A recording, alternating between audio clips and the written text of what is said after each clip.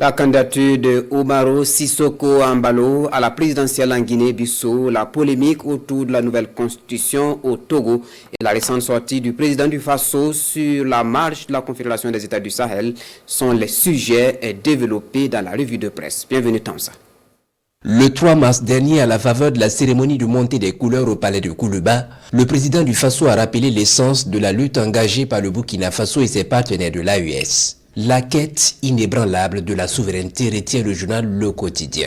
Une souveraineté, souligne-t-il, qui ne se limite pas à un simple concept politique, mais qui s'incarne dans chaque action. Ce quotidien rappelle que lorsque le Burkina Faso, le Mali, le Niger ont décidé de s'unir au sein de l'AES, nombreux étaient ceux qui doutaient, qui se moquaient ou qui ridiculisaient. Mais aujourd'hui, affirme le quotidien, l'AES est devenue un symbole de résistance et d'espoir, prouvant au monde que la souveraineté n'est pas une utopie, mais une réalité à portée de main pour ceux qui osent croire en leur propre force. La souveraineté, renchérit-il, ne se décrète pas.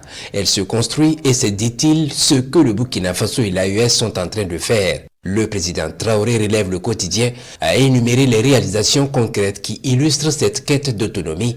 Le message du capitaine Traoré, se convainc-il, dépasse les frontières du Sahel. Il s'adresse selon le quotidien à toute l'Afrique, à tous ceux qui croient en la possibilité d'un continent uni, prospère et souverain.